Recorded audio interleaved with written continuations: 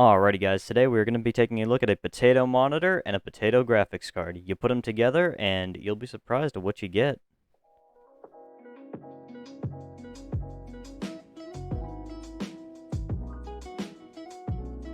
Alrighty guys, I am no stranger to messing around with old, used hardware, especially stuff that is not exactly top of the line flagship.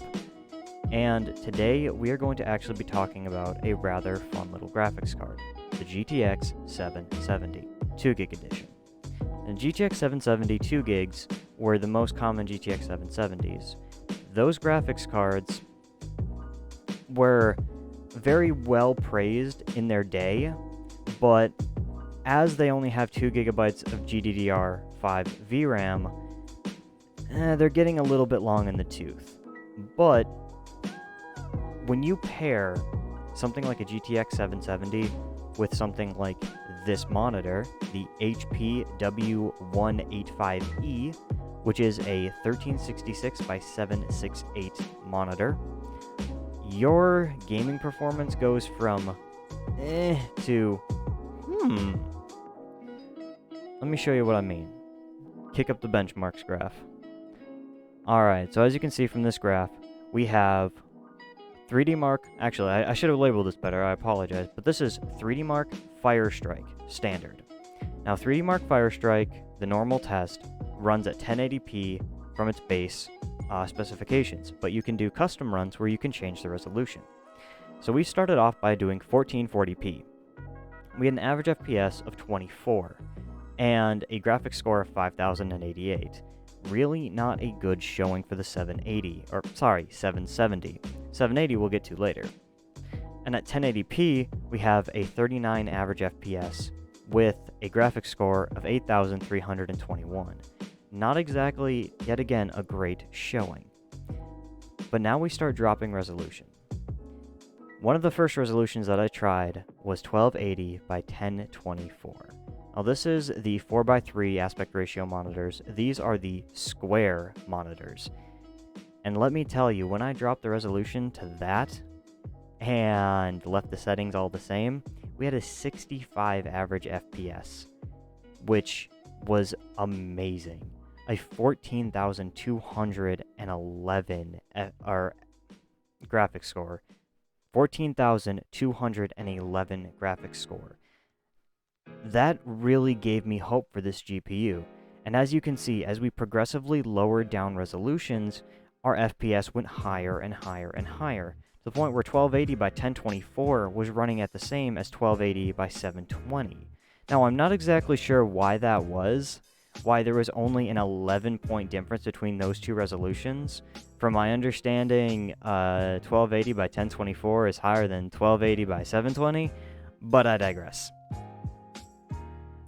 Actually, you know what it maybe is? It maybe isn't the pixel count, maybe it's the actual viewing angle, because you've got less that you have on screen, it gives you a higher overall FPS.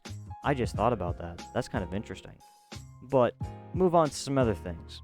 Let's look at Destiny 2.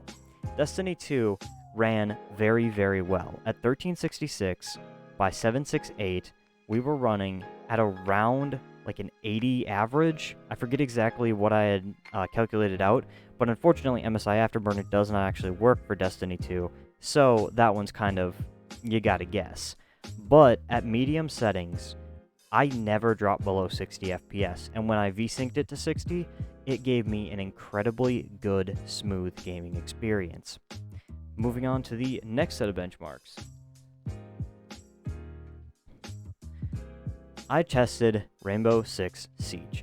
At a medium preset, at the 1366 resolution, we were seeing an average FPS of 95, which is an amazing showing at medium. Now, I get it, some people might disagree with me when I say that that's a very playable experience, but guys, you gotta remember, the panel that I am playing this on, the panel that I paired with this graphics card, is not a high-res panel. So, the panel is an 18.5-inch panel that looks like a very solid panel. It doesn't look super pixelated. It's not like it's a 32-inch 1080p panel downscaled to 1366 by 768. it is a 768p panel. So keep that in mind. The next one we tested out was Dota 2, 116 average FPS. Now that was in a bot match, it'll go up higher on standard online play, but a very, very good showing. Grim Dawn, tested that out. Got an average of 80 FPS. Same resolution, high settings. Really good showing. Next one we tested, Outer Worlds. That one blew me away because at the high settings, we got a 79 average FPS. And at the medium settings, we went up to 110. 110 average FPS from a graphics card that most people would not think could actually play that game. And let me tell you, at medium settings, at 1366 by 768, I'm going to just keep saying it, it looked good. And, guys, the gameplay that you're seeing on screen right now was not recorded by my 980 Ti. That was recorded by this GTX 770. Now here's one little more thing that I'm going to put out there as kind of food for thought. My absolute unit of a 980 Ti, I couldn't tell you if I was using my 980 Ti or if I was using my GTX 770. And let me tell you, those two graphics cards are night and day difference when it comes to power levels. I think the GTX 770 is about half as powerful as the 980 Ti. I could be wrong on the math, but it's something close like that. It's the whole idea of imagine taking a GTX 1080 Ti and using that on a 1080p panel or a 900p panel. It's using an overpowered graphics card for a lesser monitor. So, if you're somebody like me and you own a 980 Ti and you're gaming on one of these lower resolution monitors, you might actually benefit more from upgrading your monitor than what you would actually from upgrading your graphics card. And if you're somebody with a decent graphics card, but too much of a panel for that graphics card to run, you might almost want to look at seeing if you can find a lower resolution monitor in your local area. Pick one up for maybe $5-10 bucks. Like I said, this panel that I'm currently using was thrown away. So, take that as you will. A panel that I essentially got for free. Yeah, I was at work when it happened, but a panel that I got for free and a graphics card that I picked up for 65 USD to give me these kind of scores, these kind of averages, it blew me away. It blew my mind. And I know there are going to be some people who are going to say that that resolution is not an acceptable gaming resolution because it's too pixelated. I've never had a problem with that, and I've played heavy FPS games. I've played Call of Duty, Counter-Strike, Destiny 2 being the main one that I'm currently playing as an FPS, and I'm getting flying flick headshots constantly. Seriously, take a look at some of my old Destiny 2 hotshot videos, which I'm thinking about redoing some, because those are always real fun to play, or real fun to do. Even AAA title games like The Outer Worlds, yes, I know The Outer Worlds is slightly older, but still, that is a very demanding game that runs very, very well on the 770. I'd really like to see how this whole thing would perform with newer title games, which I do plan on picking some up to see how this thing performs.